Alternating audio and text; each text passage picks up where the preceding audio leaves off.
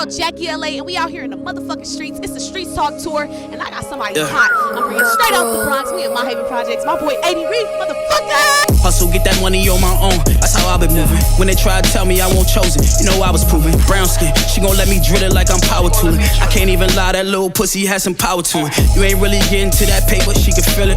She put pressure on you, she gon' push you till you spin it. I put pressure on my niggas, push them to the limit. They don't do the same for me, somehow I feel offended.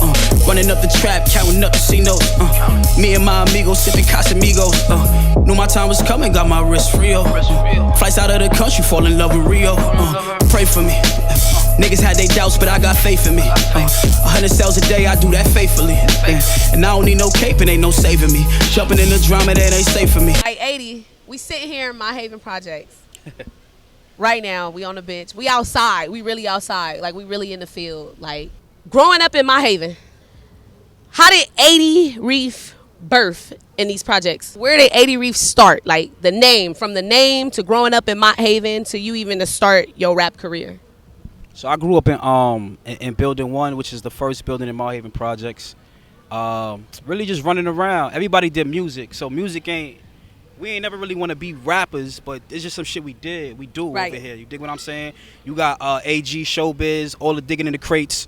Dudes are all around. You got Party Artie, rest in peace to the late Party Artie. And you got everybody that's really in tune with music. So I kind of just navigated towards it because it was always around me. As far as the name 80, I didn't get 80 until I got into like out of high school. You dig what I'm saying? And the name 80 comes from P80, Party Artie. That's me paying homage to somebody that I seen do music. And a person that I always acknowledged, the person I always thought was closest to actually being big. He was big in my eyes, so that's why I used the 80. That's actually dope. Also, there's another big artist that came from up out of here, French. Right. How is that, like, with French in your career? Has, like, he gave you any recognition as far as what you're doing, paid any homage to you? We got a lot of affiliates, like, with French. So I'm not in really, like, a direct line with him or like, working with him. But as far as affiliates, like, it's all family. You dig what I'm saying? So if he got friends that's close to him, they close to me, it's all family. You know what I mean? I learned a lot from the game by just being around them, not really being behind somebody and hanging on somebody's coattail. You know, it's crazy because I really believe it. Actually, it's not crazy. Like, you have your own sound. You have your own style. Like, it's kind of peculiar. How you say it? Peculiar. Peculiar. Yeah, like, it's different. And I feel like you stand out. And for me, honestly, I think you're like the next artist that's going to come out of the Bronx, out of Mott that blows. No, I appreciate that. And I feel like everything that you're doing to even like the style of rap you're doing, I don't feel like there's any other New York artist that has that sound. Like, you make people gravitate to you different. You know what I'm saying? Okay. What are some things that you think that you are doing to separate yourself from everybody out in New York? I think just getting out of New York was the biggest point. I came up rapping the same way, I guess, a typical rapper from New York would sound like. You dig what I'm saying? Right. But it wasn't until, like, I got out and I was down in North Carolina for school and vibing with people from all around the country, hearing music from all around the country. The biggest advantage I got was hearing New York from the outside. You dig what I'm saying? Yeah. So I was able to transfer that and take a little bit of here, take a little bit here, and make it my own. So that's pretty much what I do.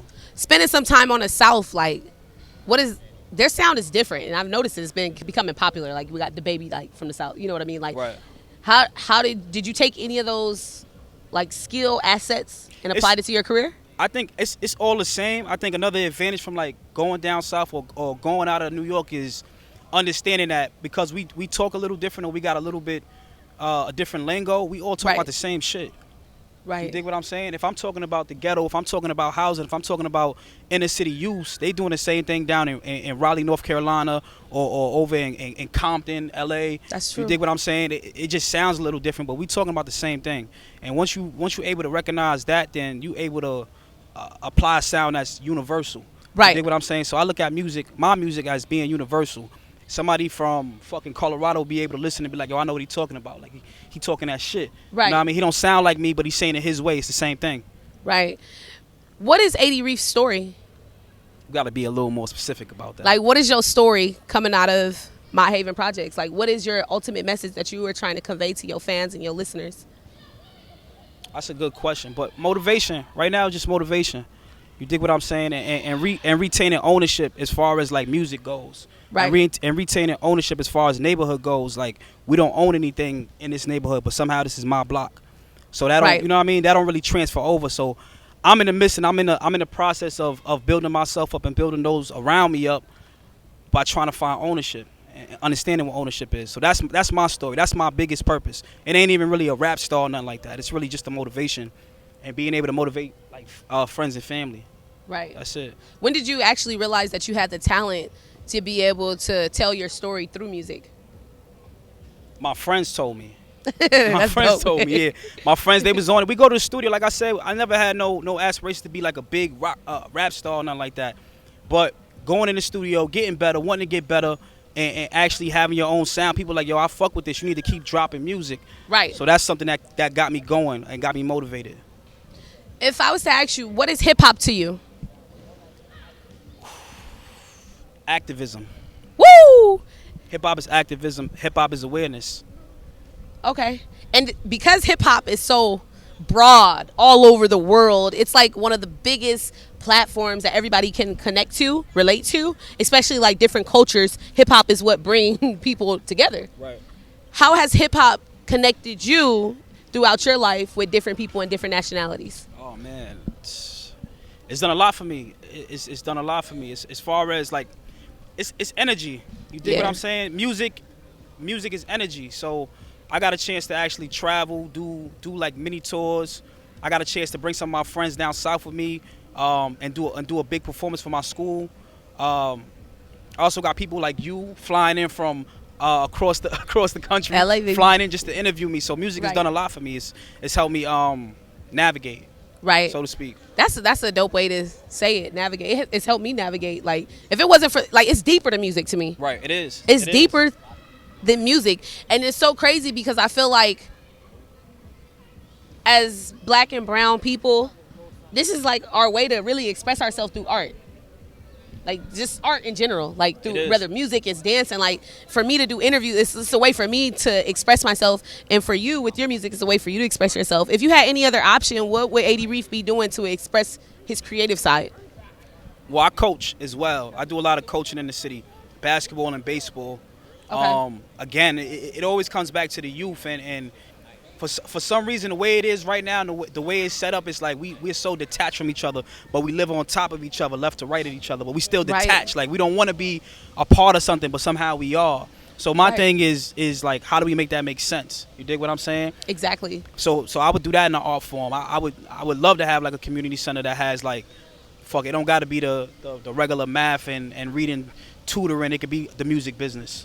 You dig Right. what I'm saying? You would come in for like 2 times a week and vibe out and do what you want to do. We don't have to really play an instrument, but that should be an option for us. That's not an option right now. Exactly. Having a community center is dope, especially you experiencing like losses, a lot of losses here. Like, Right. I've seen, like, you've experienced personally, what does to have that done to you as an artist, and you have a platform to utilize your voice to witness so many people dying just here right in your neighborhood. It plays a big role, but you become numb to a lot of things. You dig what I'm Right. saying? The music transfers over because I don't want people to think that pain is exclusive. Like, we the only ones that feel that. Right. You dig what I'm saying? And I also don't want people to get to that point where it's like it becomes the norm. Like, we get so used to it, we become numb to it.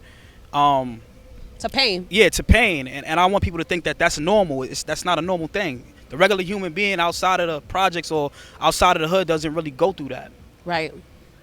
That's right. You're a really good guy. Like, you're genuine overall. Whether everyone has a stereotype of people that come from the projects. Right. What is some things that you have faced because you come from the projects, how people have treated you differently before they even got to know who you are? I don't really know. Only reason I say that is because I really don't care what people think Right. about me. Not to say that never occurred to me, but I'm aware of it. But I was taught not to really care what people think. That's on them. They either missing out on something or they in on it. You know what I mean? Or they tapped in with it. But I don't really think about that. Growing up in the projects, like, what are some pros and cons you can say about living here? Cons, sometimes the hot water go out. You dig what sometimes there's no heat. or whatever. Right. You dig what I'm saying? And then we in a project that don't really sleep. So if you got to be up early in the morning, you got to get used to it. Some of the pros is that you got real good childhood friends. Right. You dig what I'm saying? You actually, if we communicate with each other, this is actually your first attempt of being a businessman or starting something with a lot of people, because you have such a big community. Like, think about it. I'm looking around like these project buildings. These eight project buildings, right? There's about 20 floors. There's about 5 apartments on each floor. That's about 800. Let's just say 800 people, a minimum. Like, you can target 800 people right now. You can do a lot with that. But we don't see it as that a lot of times. We see it as I'm gonna get out and make it. But you can start right here and build something, and that'll be your first advantage. Right. That's the pro of it. That's the way I look at it. That's where I'm at right now with it. I've noticed like a lot of people like compare like the West Coast projects to the East Coast projects. Me, I haven't really experienced too much since I did live out here before. Right. But I've noticed like you're separated from the projects across the street from here. And it, like, is it usually beef, right? Like, you guys don't, is it gang rivals, or do it be project against project? I think it just be a miscommunication. It's not really project against project. I got friends across the street. Right. This way, that way, across the bridge in Harlem, down in Brooklyn. People got their own like differences, but for the most part, it's really not like that. A lot of shit come from just a miscommunication. Right. You dig what I'm saying? Somebody might have beef with somebody they never met before. Like, how does that add up? How does that make sense? You dig what I'm saying? So I'm not really into that. Is it heavy like with like the Bloods and the Crips out here as well? There's gang culture here. I'm not a Blood or Crip, so I can't really speak much into it. But right. It's here. You dig what I'm saying? But it's no big beef with it. You dig what I'm saying? If I looked around and I had to put it together, especially here in Mott Haven, this shit's like a melting pot. There's Bloods, we got Crips, and we all hang out with each other. Right. It's all family. Mott Haven's been a vibe since when I first came here. Y'all be partying. Cool. They party and they drink, and you know that's all I like. Give me a motherfucking drink, so I can't think for a little bit. That's a fact. You got to see us in the summertime, though. The summertime, we got like 5 different speakers going. Cook out here, cook out there. It's a good vibe. Today it's a normal day. And you know, it's crazy. I keep saying, you know, it's crazy. Hip hop was birthed like in the Boogie Down Bronx. Right. Who is some of your influences that you like really listened to growing up? My first tape I had, I took from was it a tape? Was it a tape or a CD for my Walkman? I think it was a tape for the radio. My first tape was actually from my brother, and that was The Punisher for Big Pun. So I had that. Then I had Pac. Okay. I got into DMX, and then around 2001, I was heavy on Hove and X, going back and forth with them. So that it's between them and Lauryn Hill. Okay, I love. I was big on Lauryn Hill. Lauryn Hill had music that I could feel. So I don't know what it was or what she was doing over those sounds, but I just felt it. Her voice was cracking. You know what I mean? Like, people got distinct shit. Like, yo, this shit made me feel good. You dig what I'm saying? Like, I like music like that. It make me feel good. You like music that tells a story. Right. Lauryn Hill tells stories. Hove tells stories. They're visual people. You're a visual person too, even when you talk. No, like, these people are like, it's gonna make you think, sit and think. Like, I literally was just listening to 444. I swear to God, I've never really listened to that Jay-Z project. And I think I was on my way to LA, you know, and I was driving from Vegas, and I was listening to the whole thing like back to back. I'm like, yo, this motherfucker really is talking shit. Like, and it's inspiration. All that shit is motivation. I think that, especially that album, that shit is like giving back. The 444 was really giving back. He was giving the game. He was giving a game, but I think we don't. A lot of us probably didn't hear it. Right. The blueprint, all that shit. It's a lot of shit in the details with him. But 444 was definitely that project that, like, was growing up. Right. Giving back. As 80 Reef, have you experienced any traumas, like any traumas that you feel like is helping you as an artist overall in general? Like, it's a way for you to cope with some things that you grew up that you probably haven't really dealt with. Because I feel like as black people, we all dealt with some traumas, and we find out our scapegoat. Is music your scapegoat?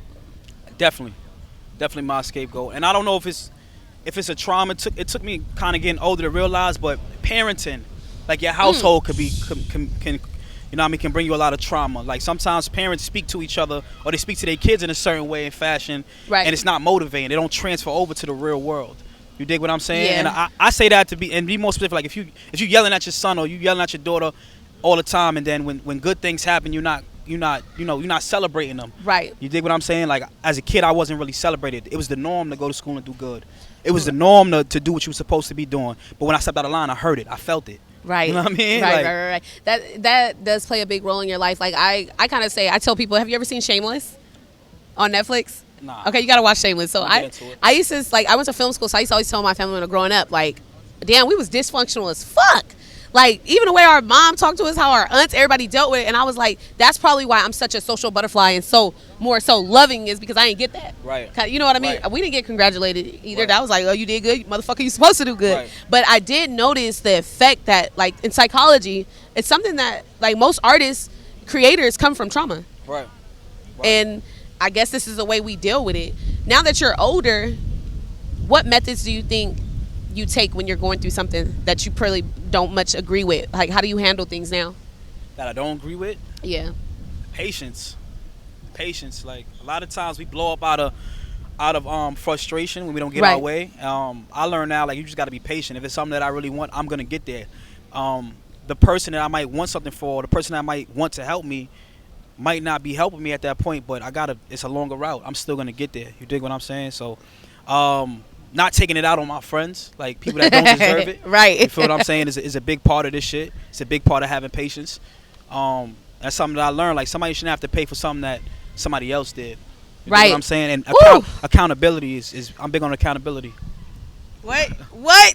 Talk to him. I'm big on accountability too, and I feel like for you to make it in anything in life, you have to be accountable for your actions. Like, that holds a lot of people back because they always want to play the blame game or point the finger. And I've went through a situation where I'm like, damn, this motherfucker that take, you know what I'm saying? Like, we all been through that. We've been through betrayal. Can you let us know anything that you really felt like, damn, this motherfucker betrayed me? Nah, I think a situation that I had was having expectations for somebody. I guess I had some people that wanted to come in and help me out as far as music was concerned. Right. And I had these high expectations because of all the connections, all like the assets, and everything that was available to them. You dig what I'm saying? Everything that was almost promised to me. You dig what I'm saying? Was almost guaranteed to me, wasn't happening, and then I had to tell myself, like, I put too much expectations on people. That's true. You know what I'm saying? I also learned how to keep working. You dig what I'm saying? Like, not wait for somebody. Even if somebody says, I'm going to do this, and the first time they don't do it is the first sign that I need to go, like, all right, I need to do it myself. That's the only way you're going to make it. It's like, of course you need a team. You would not, I feel like you have to have a team. No one makes it on their own. You need a solid team. No, that's a fact. But it's picking the right players to play the right positions. And you know, like, to piggyback off of what you said, I feel like when you said it's patience, how you will get disappointed when people don't do what you expect them to do. I feel like we get into like a self-entitlement. Exactly. Like, we start feeling entitled. I was just reading Hustle Harder, Hustle Smarter by 50 Cent. And he was explaining in that book how not to have no entitlement. Like, entitlement will slow you down. Like, being entitled. No, don't have no entitlement. Don't nobody owe you shit. Right. He was like, having that mentality, like, no one owes you shit, you'll make it very fucking far. Nice. And I realized that. I was like, you know what? I gotta stop feeling like this person needs to be loyal to me. Right. No, don't nobody owe us shit. And he was like, it's up to you to pick the right motherfuckers. Don't let nobody, he said this in the book, nobody should be around you that can betray you. Right. So, right. On that note, the biggest thing about that is you can't do it by yourself. Whatever it is that you aspire to be, you can't be that person by yourself. Right. Or if it's change that you're trying to make by yourself, but you got to start by yourself. Yeah. And you got to start on yourself before you start building that team, because you don't really know until you put those expectations on yourself. Listen, this is what I'm not going to settle for. Right. So I'm not going to let you around and start settling. You know what I'm saying? I put pressure on my friends, you know what I mean? But not just my friends that I hang out with, because you got friends that want to come out, you drink, you smoke. That's friends for that occasion. You dig what I'm saying? Then you got friends that want to be a part of things, and I put the pressure on them, like, okay, you giving me an idea, I also want you to act on that idea with me. You dig what I'm saying? Exactly. I also want you to be aggressive with that idea. I also want you to see that project through. Right. You know what I mean? That accountability. I'm actually glad that you said that, because it's like, I'm learning from you right now in this interview too. Yeah. Certain things to apply. It's like learning how to weave out the people around you. Like, everybody's not meant for everything. How you said you might have a friend that you drink with, whether you might have a friend that you work with. You got to know the difference. Right. Everybody can't have that direct access to you. Right. How has that been for you to weave out the people? Like, everybody can't be around 80 Reef. Right now, like I said, it's easy for me to tune it out. You dig what I'm saying? I think I don't pay it much mind, because I don't allow it to distract me from what I got going on and where I'm going. You dig what I'm saying? I tell my friends all the time, say, yo, mentally, like, I'm not here right now. Feel what I'm saying? Like, I'm already on tour right now. That's just the mindset that I got. And I tell them the same thing. I like, yo, the door's about to swing open. And we speak that in existence every day. I said, the door's gonna swing open. Everybody got to figure out what they're doing. So every day we got to start applying what we want to do to the future.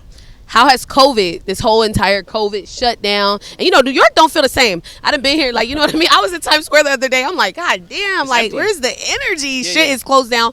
How has that affected you overall? Other than the losses that happened during COVID, so you know, definitely rest in peace to my good friend Trulette's that passed during COVID. Rest in peace to anybody else that passed during COVID, and my condolences to people that's suffering from it. But it put everything on pause. I mean, as far as the independent artists, it's the perfect time because the major artists and the people that got labels aren't doing anything because everything is shut down right now. Right. You dig what I'm saying? So if you do anything and it's causing for attention, the spotlight's on you. Right. You dig what I'm saying? So I've been taking advantage. I've been in the lab. I've been rubbing shoulders with the right people. I've been putting out the right energy, and it's coming back. Knowing the business, like, are you good? Like, have you been like learning the actual business Yes. behind just the rap part? So have you noticed that now that with everything shutting down, how it affected major artists? Like, there's no shows, there's none of that shit. So would you still take a deal? No, independent is fun right now. I'm not gonna hold you. It's not. And I'm gonna be honest. Even with artists that's out there that's gonna watch this and listen, it's not lucrative at first until you master the art of really how to hustle. Woo! You know what I'm saying? And you have to master the art of hustling. You have to have more than one hustle. You have to know how to turn your music and turn your following into revenue. You know Right. what I'm saying? While still being genuine to who you are. Independent artists don't flourish unless you have a cult following. That's a fact. You dig what I'm saying? So when you have that cult following, now it's about okay, do you have merch? Do you have a brand? Do you have a brand that people want to buy into? Right. Are you consistent with it? And those are the major keys. So I have seen major artists set back. It's a lot of artists I haven't heard from the whole year, but then I've seen like independent artists flourish and get every dollar that they deserve. So have you has there been any artist that has been flourishing during the COVID that you actually tapped into, or you could see yourself doing a collaboration with? As far as flourishing, it's a new artist. I don't know if he knew, but we've been listening to him up in here in New York. His Okay. name is Stove God Cooks. It's Rock Marciano does the production on his tape. But yeah, him, Benny the Butcher and them, Okay. Conway. Who else is up there? The West Side Gun. Those the Griselda dudes. I would do some music with them as well. That shit is dope. Them niggas is dope. Mainstream wise, still fuck with Future. Okay. Fuck with Tootsie. Toosie's dope. I like Tootsie too. I wanted to do some melody shit with like somebody like a Rod Wave. That'd be golden. And LMA. I need a hook from LMA. Uh-oh. I think you probably like her. I need a hook from Do you have a LMA. celebrity crush, by the way? Nah, I don't know. Yeah, nah, I don't know. All I right. need a hook from LMA. He said I need a hook from Ella. Yeah. Need that. Who we need? Who else we Okay. need? Who we need? Talk to me. We gonna work with French too. We gonna have some shit with French. That'll be good. Yeah, we'll have some shit. We'll probably do a tape with French. So if you notice Right. recently, there's been a new wave of female artists. Yeah. I don't think this has ever happened in history where like females it's been so prominent of all of them in Right. the industry and strong. Which one is your particular favorite right now? I like Cash Doll. She's dope. What? I love some Cash. I Cash don't think Doll's Cash Doll dope. gets the most recognition that she needs. Yeah, and I'm happy the industry's actually investing in women MCs, female Right. MCs. What artist would you say like the first time you saw them you felt like, damn, this motherfucker hard? First time like I heard them, Yeah. like overall, Overall, in general, like Nip. Rest in peace, Nip. rest in peace to Neighborhood, Nip, Neighbors. Of course, you got Hove, Cam, Jeezy, Ross, but like Nip was the first artist that I heard, and this is back in like 2010, 2011. Uh-huh. When the marathon and shit had came out, and I'm down in school in North Carolina, and it's the first time I heard an artist that was well known but wasn't a superstar. Right. But also had like blueprints like Hove would do about how to get money with music. You dig what I'm saying? How to be self-invested. And I was motivated by that because I felt like whatever he was doing was like right around the corner from what I want to do. You dig what I'm saying? If you see like the Drakes at that time or the Wayne at that time, it's like, damn, these niggas is up 50 mil, like selling out stadiums, selling out shit like that. The biggest artists, like, but like when it came to Nip, it was step-by-step playbook that you could follow and be like, all right, I could do this, that, that. All right, that makes sense. That's obtainable. Right. You dig what I'm saying? So that's why it was that's why I felt like that's hard. You dig what I'm saying? Like that's shit I'm into. You know what?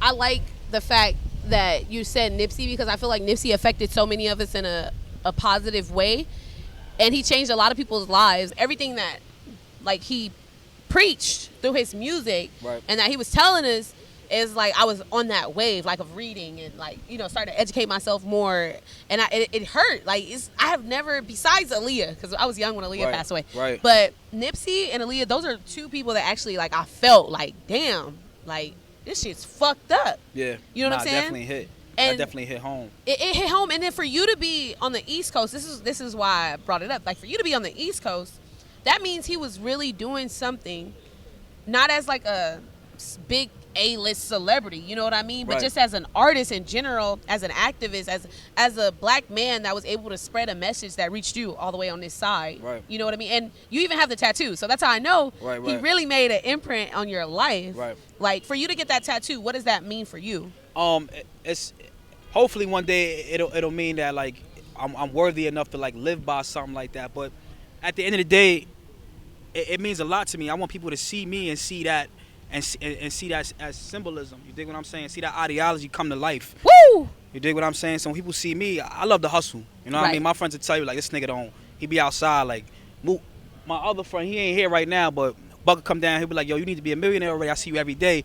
But I love the hustle. You dig what I'm saying? That's the shit that I'm into. So anybody that's an artist and you really get into it, and I don't mean hustling like just dealing with fucking drugs or some shit. I'm talking about merchandise. I'm talking about starting a business. I'm talking about investing in other people. I'm talking about that kind of hustling. You dig what I'm saying?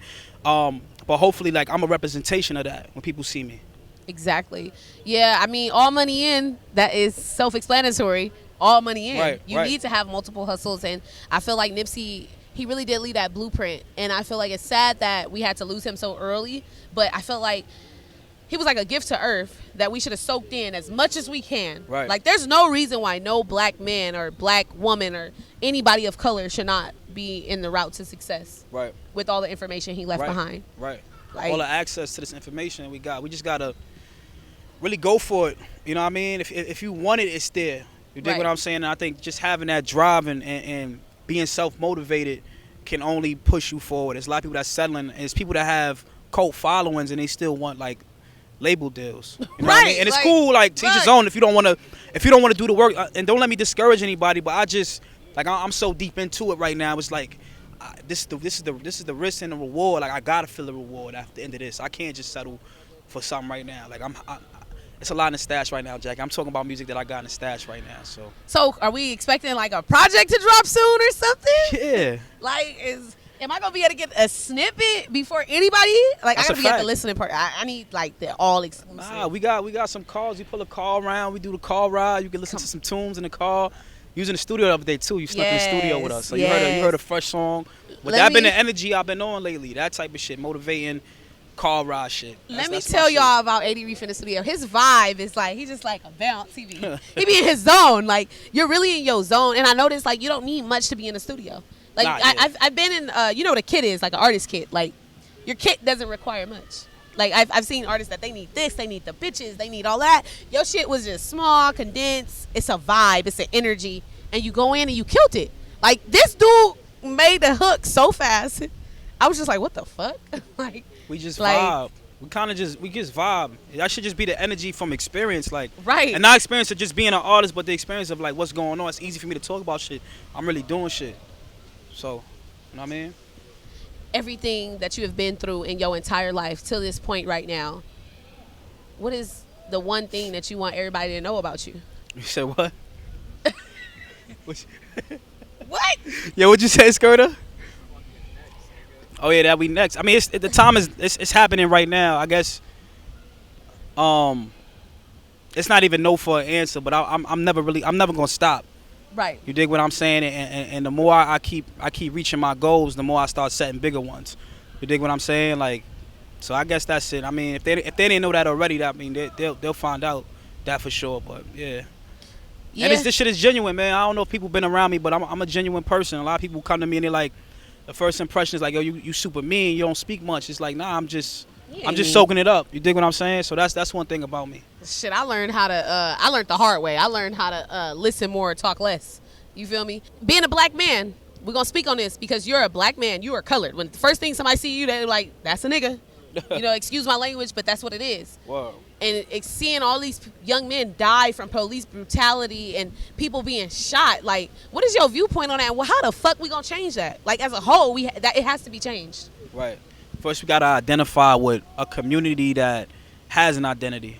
I think as far as like the black community, it's always been and it's always been like a gray area. And what I mean by that is some people that, like, if you see me and you say I'm a black person, but there's some people that have of the darker shade and may not consider themselves as black or in the black community. You dig what I'm saying?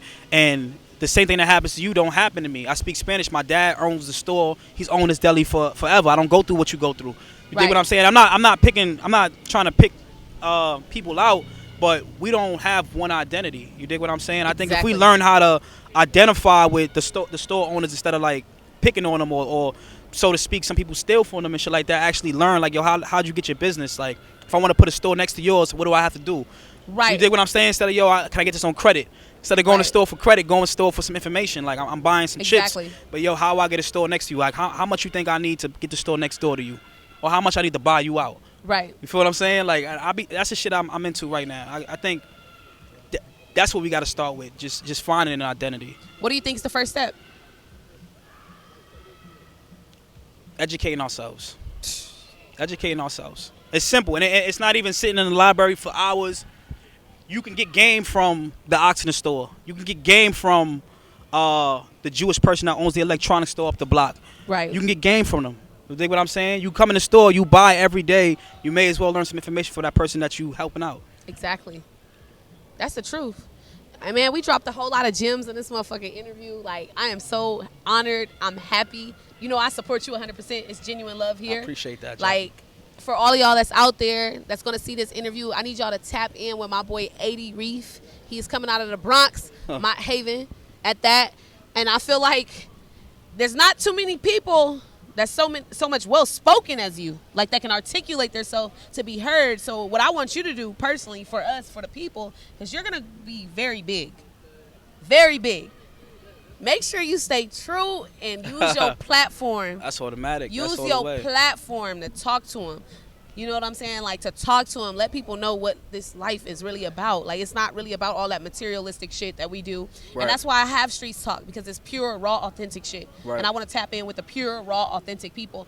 I don't want to be commercialized, you know what I mean? Because this is real. We outside. Yeah, you authentic, Jackiie. You authentic. You heard him. You authentic. You out in the streets. That's cool. And being out in the streets don't mean, like, I think people got this, like, misconception about us in the streets, like, and I want people to know that, nigga, we family too. We take care of each other. We not out here intentionally trying to kill each other. I know that's the narrative people trying to paint with us, but for the most part, bro, you wouldn't believe how much camaraderie we have with each other.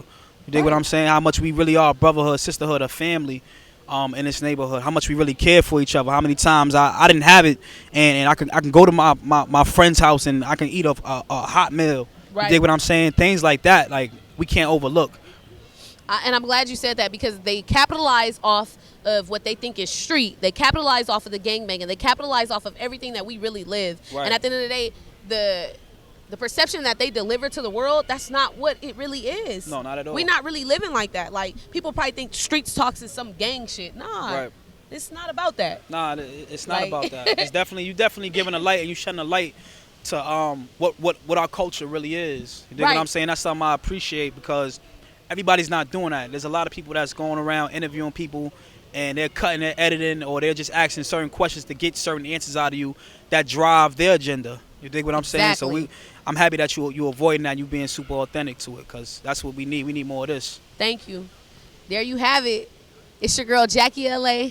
I'm sitting here with my boy, 80 Reef. Yo. 80! Yo. We gotta get some food. Man, we about to eat after this, man. Make sure y'all tap in. It's the Streetz Talk tour. 80 is one of the first guests on the Streetz Talk tour. You know, this is gonna be epic, and I need you on a mixtape. I'm doing a mixtape. Streetz Talk Volume 1 mixtape. Yeah, every artist I interview is hopping on the tape, and I'm about to even throw some alley-oops with some collaborations. You can leave with some songs before you leave out of here. I'll send you some songs. You hear them? Tape. Do y'all hear? We got like 1,000 songs backed up. We cool. What you want to hear? We have to drop something hot. So, I got one of 80's right-hand man next to me. What's up, Moo? How you doing? I'm coolin'. Everything is good. How you? I'm amazing. I'm just happy to be here. You know, it's all love. I want to ask you some things like, who is 80 to you, and how has his growth in this industry, like, changed, and like you seen it go into the positive direction? Well, first, 80's my brother. He knows that. Everyone else knows that. You know that. You said I'm his right hand man. But also to me, he's a leader.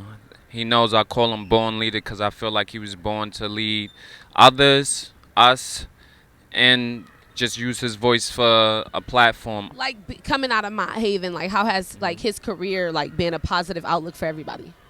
Oh, it's tremendous. I'm proud of him. He's been doing things that goes unnoticed. It's under the radar. He ran a basketball tournament for the youth about 2 years in a row that, you know, we didn't film or we didn't put out there. It was just for, you know, the youth to experience things that we experienced growing up that they might not have right now. So he's tremendous. He do a lot of things that goes unnoticed. If you can say 3 good qualities about 80 Reef, what would it be?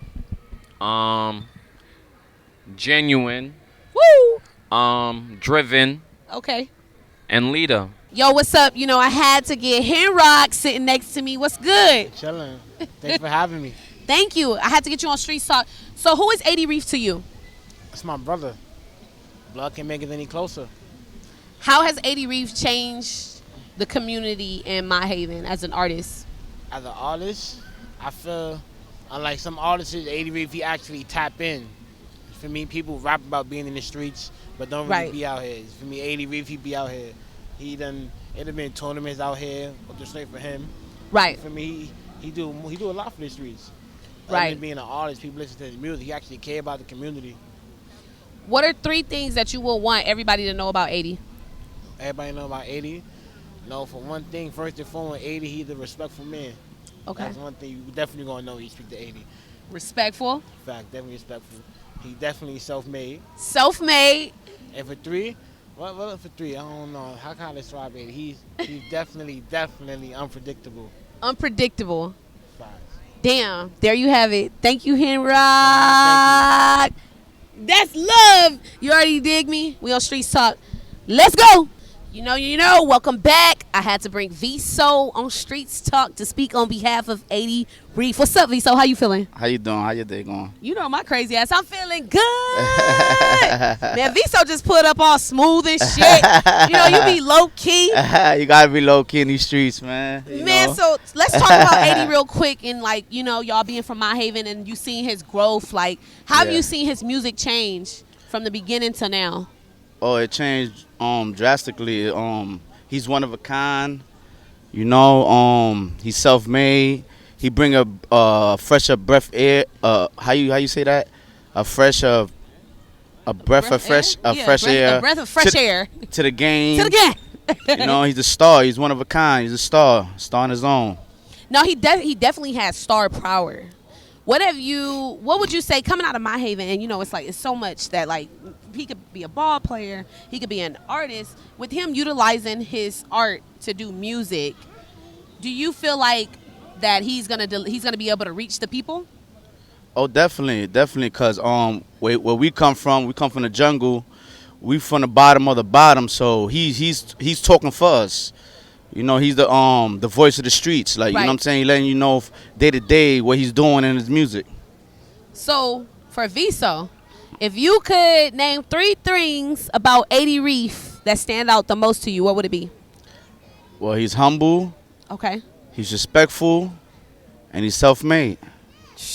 You know what? It was more than one person that said that motherfucker self-made. I'm about to ask 80 Reef for a loan. Because I think he got that bag. Hello. Okay. Thank you, Viso, for tapping in on you. Streetz Talk. It's your girl, You're Jackiie welcome. LA. And we out, baby. Got me with my back against the wall. I've been here before. I've been on that strip when I wanna. What you waiting for? Ain't no white flags you give up. You gotta wait it for. I don't got no ops, just some fans I ain't do favors for. Niggas tryna slide when the sun was down. Ay, tears on the floor, I was 100 down. God don't let me die in the underground. Ay, prayers going up, blessings coming down. Oh, protect my